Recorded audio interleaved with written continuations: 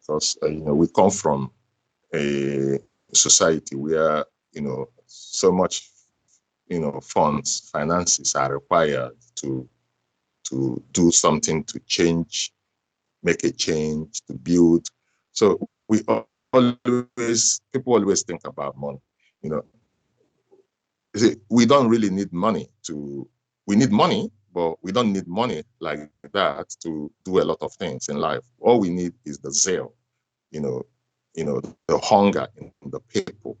The hunger and the anger in people sometimes drive them to, become innovative, become creative.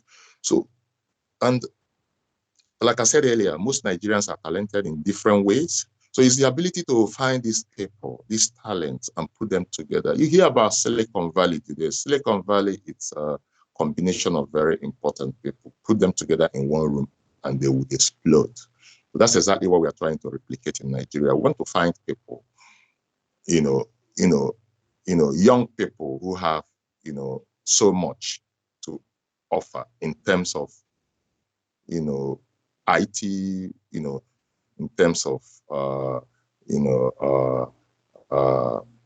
project management, in terms of, we have people that have amazing skills, But if we don't pay attention to them, they will die with their skills. So we're at Hungry and Angry, we're trying to bring everybody together, put them in one room, and they would explode. But what we are doing is this. We are also using social media because we need to be out there. People need to see what we do. And people need to, people need to be interested in what we do. So, we get musicians. We're actually working with some musicians right now as we speak. These are ordinary people who have passion for music, but there's no one to push them. They're Hungry and Angry is trying to push them out there. So we create like a management team for them, and we and they work together. They exchange ideas, and then and of course I'm always there to make overseas stuff, learn from the people that I work with, and they also learn from me as well, because there's so much I don't know, and there's so much they know. So imagine when we bring these ideas together, put it together, we're going to be doing great stuff. So that's exactly how we're going about it. And sometimes, again, government, there's been times when government became interested in what we are doing and decided to actually come in a way to support it. The primary objective is just to transform life, to give opportunity to people who have ordinarily wouldn't have opportunity in life, bring them closer to, wealth, generating mechanism, get them involved with something and allow them to explore themselves, and then, again, discover who they are. We all at some point have to discover what talent, what area we are blessed. But in Nigeria, people don't get to have that opportunity. So that is exactly what Hungry and Angry is doing again. Again, we are trying to give people the opportunity to rediscover who they are, give people opportunity to do something different, to get involved in either trade, provision of services, or provision of products. Yeah, finances in every project is always a very major issue. We know that, but because we have a heart of a lion, we don't want to think about the finances. We are focusing on stuff that we can do, that are possible. And then it puts us, every time we do one thing, it puts us in a position where there's another thing to do, and we're networking with people. Okay, I'll give you an instance. There's a project we're working on right now. So the project is about trying to sensitize, a state in Nigeria on non-degradables, like plastics, because people don't pay attention to all that. The plastics that are littered around, our cities, our major cities, they're destructive to life. That causes disease. That is almost like another COVID-19 that we live with. People don't pay attention to it. that. So there's monies could be made from recycling plastics as well.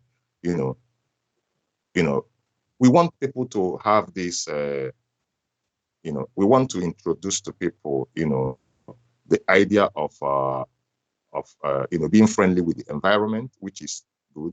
So what we've done in one of the states in Nigeria is to talk to a business that is already in the state and say to them, we want to provide recycling bins to the major parastatals, the Ministry of Agriculture, Ministry of Commerce, because those people are government agencies. They are supposed to be the ones that champions exactly what Hungry and Angry does, but because we can't trust our government, we have to go in there and fill up these gaps for them. So because we don't have that monies like that as people, we also have to generate money in order to buy recycling bins and put in places, and then get people to sensitize people on that, train people who also sensitize people. So you're right, it does cost a lot of money. But what we've done was, because we're putting ourselves in a position where people are seeing a lot of honesty in us, so it's easy for us to walk into a business and say to them, can we partner? Because we understand the need that people just don't want to give charity. They don't just want to give money if they're not getting something. So now we find a way to make them, to be interested in what we are doing, either by promoting their businesses or by putting their business in a position that, in an economic position. So some of them that wants to, advertise their product, we ask them to get a recycling bin for us. And then we, as Hungry and Angry, will take it to the state.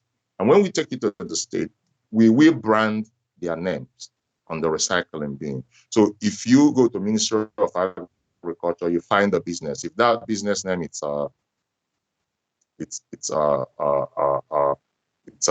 jet. It's a jet. Let's say it's a jet manufacturing corporation. So when you're always going to see that name, jet manufacturing, on those bins, and they will be scattered around it. So we are helping the business promote their business, and they're providing a recycling bin for us, and we are providing to the state. So it's a win-win situation for everybody who participates.